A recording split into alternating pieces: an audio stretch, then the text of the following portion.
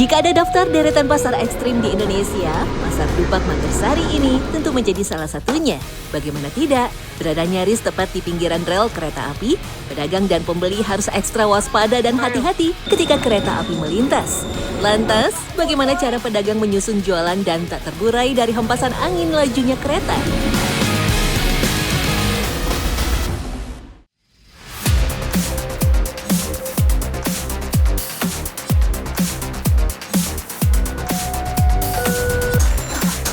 Terletak di Jalan Dupak, Manggarsari, Kecamatan Bubutan, Kota Surabaya, pasar ini juga disebut Pasar Rel Pasar Turi karena lokasinya yang hanya 650 meter dari stasiun kereta Pasar Turi.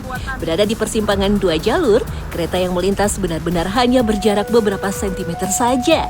Jika kereta lewat, pedagang dan pembeli harus sejenak menghentikan semua aktivitas. Ya suruh tahan dulu ada kereta gitu. Tahan dulu ada kereta ya gini saya. Ya pinggir dulu harus maklumin lah gitu. Karena apa? Bahaya kalau ada sepur nggak tahu-tahu nanti sepurnya gelombang kan takut juga saya. Keberadaan rel yang tepat berada di tengah permukiman memang menjadikan pasar ini menjadi sangat strategis. Pembeli tak perlu jauh berjalan kaki untuk membeli kebutuhan sehari-hari. Buka dari pukul 5 sampai 10 pagi, pasar dilewati kereta 4 kali dari kereta api jarak jauh sampai kereta lokal. Kereta api yang melintas dari stasiun Pasar Turi menuju Sido Topo, Gubeng, dan Perak ataupun sebaliknya. Puncak keramaian pasar terjadi sekitar pukul 6 hingga 8 pagi. Selama beroperasi, kereta melintas pukul 6 pagi, 6:15 menit, pukul 7, kemudian pukul 9 pagi. 1 atau 2 menit sebelum melintas, para pedagang sudah bersiap diri dan menyiapkan dagangan. Jika tidak, hembusan angin kereta mampu menghamburkan jualan mereka. Ya ada bunyi surena itu. Udah minggir saya ya kereta ayo minggir. Tuh. Ya mabur itu. Jadinya sudah ada sepur saya beresin ditutup. Kadang-kadang itu ya kalau mabur sebentar nggak apa-apa sih. Karena itulah pedagang benar-benar butuh trik untuk menata jualan. Bu Sayana misalnya, puluhan tahun berjualan sayuran, wanita asli Madura ini tak pernah menata dagangan dengan tinggi lebih dari pinggang orang dewasa. Semakin rendah meletakkan jualan, semakin kecil pula resiko tersambar ataupun terhambur. Nggak apa-apa dibiarin. Kalau terlalu tinggi, diratain Mbak. Nggak pernah tinggi, takut. Ketabrak kafe, Mbak. Lantas, dari mana asal-muasal pasar ini berdiri? Diyakini, pasar sudah ada sejak tahun 70-an ketika kawasan Pasar Turi mulai dipadati penduduk. Pada mulanya, aktivitas perdagangan di dekat rel tersebut muncul secara spontan oleh masyarakat sebagai tempat mereka menjual barang kebutuhan sehari-hari, seperti sayur, buah, bahan rumah tangga, serta jajanan. Aktivitas yang sebenarnya ilegal itu sampai kini masih bertahan. Oh, nulis mari, Mbak, semuanya dobrak balik mana, Mbak. Di kandangnya kalau dodol, tetap dodol, Mbak. Kandang pangan sawah, Mbak. Lari semua tutup. Ada PJKA-nya datang semua, tutup semua ini. Takut. Berada di posisi belokan dan dekat dengan stasiun akhir sekaligus awal, kecepatan kereta memang selalu melambat ketika melewati pasar. Sebagai mitigasi, pihak Kereta Api Indonesia selalu menghimbau masinis untuk membunyikan klakson peringatan dan menurunkan kecepatan di area ini dengan maksimal 30 km per jam. Meski begitu, resiko terjadinya kecelakaan selalu mengintai para pedagang. Pada 2015 silam, kereta anjlok dari rel. Dulu pernah tapi bukan di sini, sebelah sana. Itu gerbongnya itu nyasar, lewat dari relnya itu. Sebelah sana, rel sebelah sana, meninggal satu. Ada yang meninggal di situ. Langsung nggak boleh? Nggak boleh di itu apa?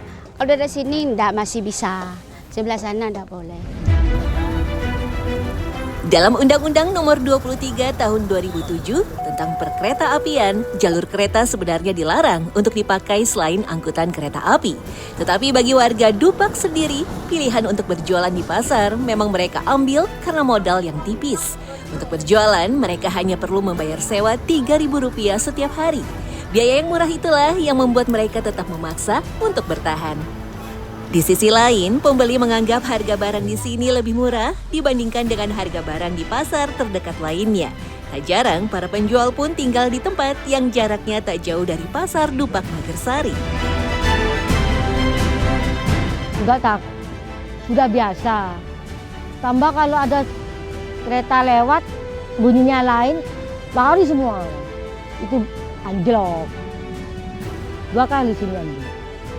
Yang situ sering kalau bilang. Sampai roboh. Tetapi keunikan Dupak Magersari tak hanya sekedar pasar rel. Di bagian barat ada pula kampung sentra pengrajin dandang yang tentu dilalui oleh lintasan kereta api. Ada sekitar 7 rumah yang masih aktif memproduksi dandang secara manual. Semuanya dilakukan secara turun-temurun dari orang tua mereka. Hanya memakai palu, para pekerja membentuk dandang mulai dari bagian badannya, pegangan, tutup, hingga ke pemasangan paku. Kalau dandang dari sini tuh yang ketebalannya, Mbak.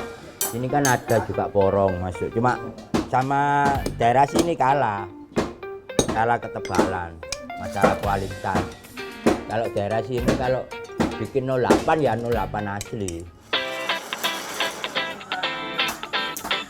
Telah ada sejak 50 tahun silam, keberadaan kampung dandang kurang lebih seumuran dengan pasar rel Dupak Magersari. Ada 2 jenis dandang yang diproduksi, yaitu dandang nasi dan wadah bakso. Biasanya, ukuran dandang bakso dihitung dari diameter lingkarannya.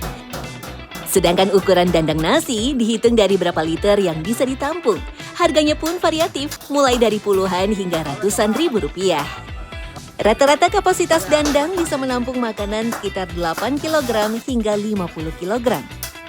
Tak main-main, pesanan dandang pun banyak dari luar pulau, bahkan Kalimantan dan Papua sekalipun. Bahkan Mulyadi juga pernah mengirim 100 dandang ke daerah Waingapu, Nusa Tenggara Timur. Rata-rata ketahanan dandang di sini bisa sampai 5 tahun lebih. Wajar saja karena mereka menggunakan bahan baku aluminium berkualitas tinggi yang harganya bisa mencapai Rp70.000 per kilogram. Masalah harga nanti ada yang tinggi, ada yang rendah kan saingannya pulih nggak enak, Mbak. Satu sama lain kan ada patokan harga, Mbak. 1 lembar harus dapat berapa, sama semua. Uniknya, meskipun jarang, terkadang pengrajin juga menerima pesanan membuat plat nomor. Pernah ada yang mengirimkan hingga 4.000 pasang plat ke daerah Timor Leste. Dalam sehari, pengrajin bisa membuat hingga 30 dandang, tergantung pemesanan yang ada. Apalagi jika ramai, pesanan bisa mencapai 50 dandang dalam 1 hari. Tak hanya melayani pasar lokal Surabaya saja, dandang Dupak Magersari juga telah merambah ke luar pulau. Karena berada tepat di samping lintasan, ada peraturan dari pihak kereta api yang harus dipatuhi oleh pengrajin dandang di sini. Ya khawatir, Mbak. Kadang dapat teguran dari PKK. Sampai ke luar, naruh. Tidak boleh terlalu mepet ke luar, Mbak. Takut ganggu kereta itu, Mbak. Enggak. Kalau tidur tok kayak gempa.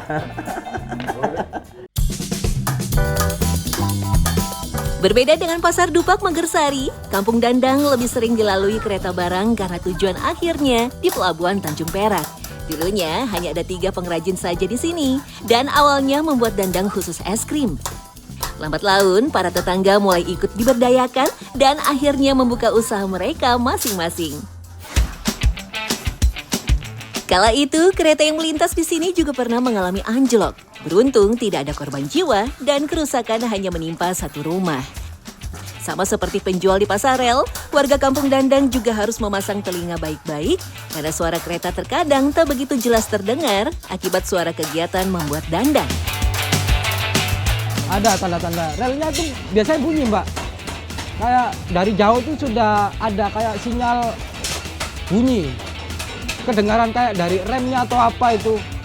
Kereta gitu orang-orang sudah banyak yang ngingetin.